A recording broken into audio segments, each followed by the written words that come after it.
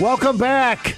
I am your host. I am attorney Stephen Leahy, and this is the IRS Radio Hour on AM 560. The Answer.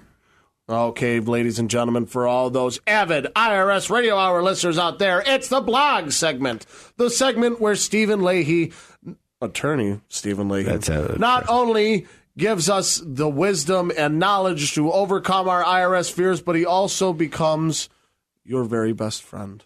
That's true. He became mine. So what do I want to talk about this week, Jim? I want to talk about cascading tax problems. Okay, that sounds great. What the heck is that? What is that? Tell me about what the heck is it? Well, tell the camera. Because, ladies and gentlemen, we are recording this, and it's going to air on ChicagoTaxTeam.com. If I was going to do Fred G. Sanford, because my brother would do that. If I didn't care. Okay.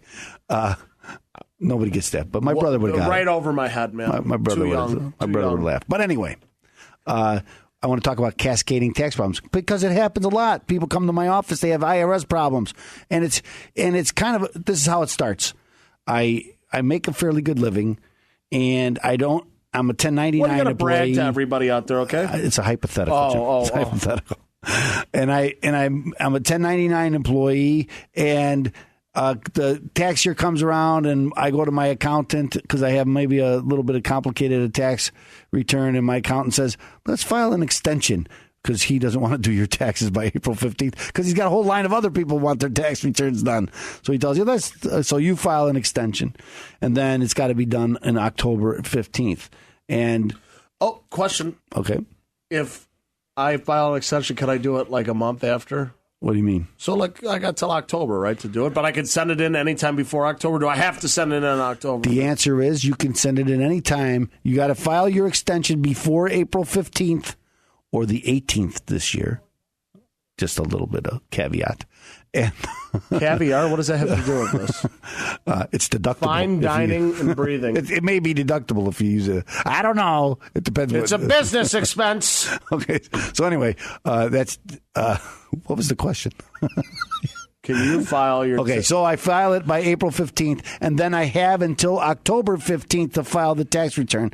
The answer is I could file it on April 19th. Woo, baby. You won't get penalized for filing a late return.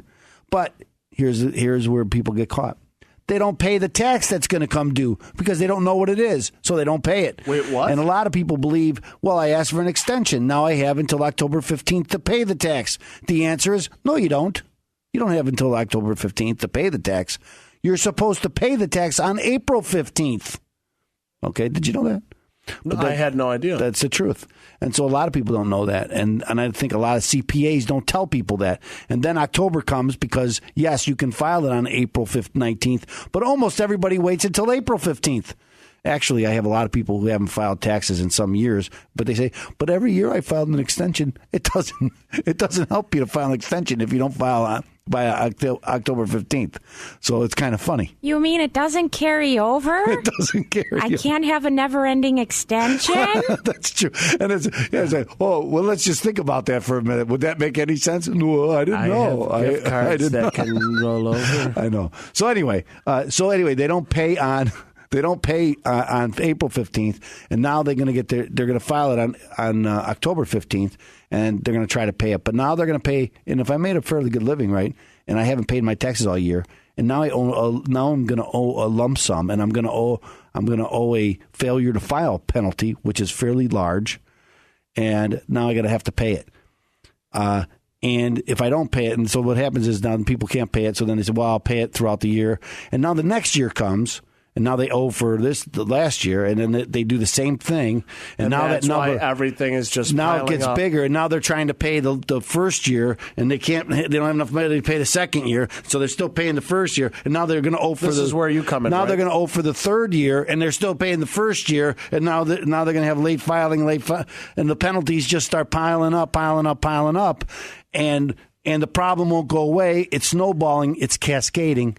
Thus, the cascading tax problem, and they can never get out. They feel like they're trapped in this cycle. Can I just pull a Wesley Snipes and not pay? You can, but like Wesley Snipes, he went to jail for 3 years.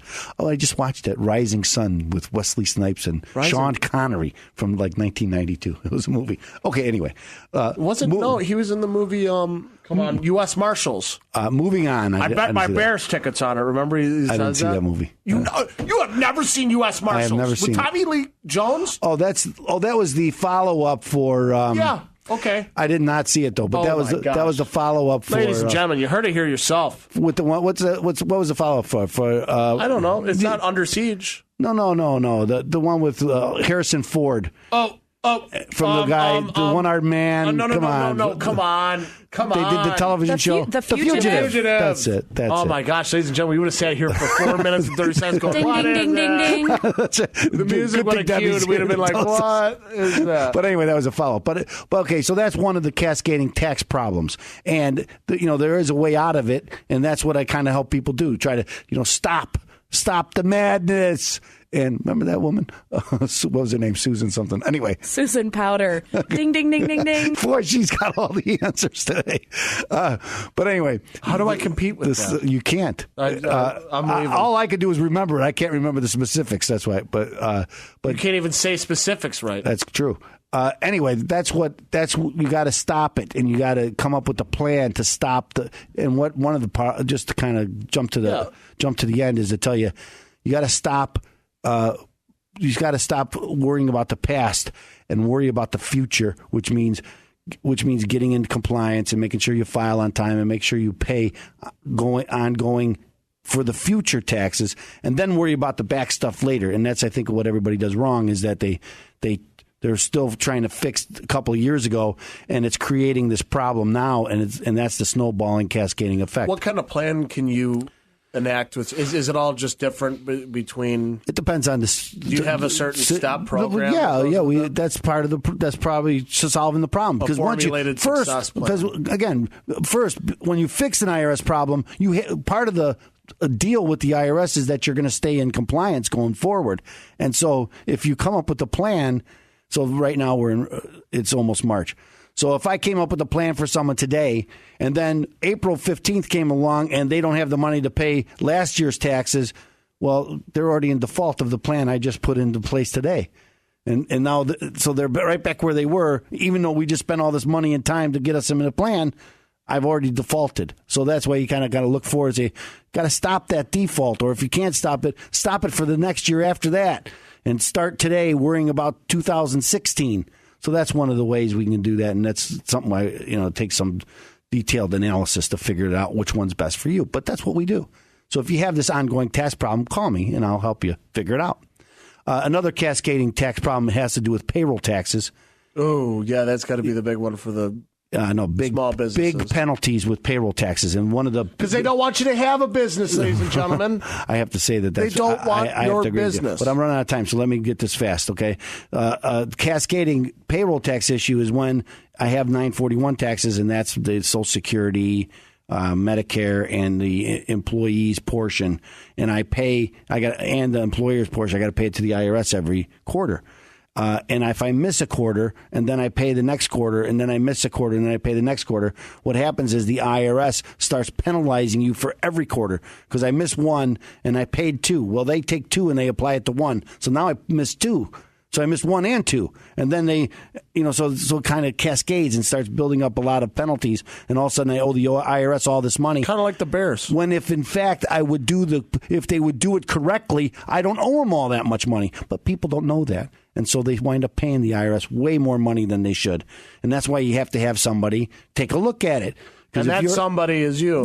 Me or somebody. But I obviously I want you to call Opem Tax Resolutions, and I want you to help me. But if you don't want to hire me, hire someone. Get some help. Don't try to do it yourself because you get caught into this. And I tell you, most of the time, what you save is going to more than pay for your lawyer. It just makes sense. So get help. I want you to call Opem Tax Resolutions. That's what we do. We help people, and we want to help you. And so you should give them a call at 312-664-6649. Again, the number is 312-664-6649. You can go on the web, though, and we're at chicagotaxteam.com, and you'll see this. There's a video there. I'm so waving look at the video, camera. and you can review this again, and you can learn about cascading tax problems. Ladies and gentlemen, stay tuned because we got more IRS Radio Hour coming at you on AM 560. The Answer. The saga's next.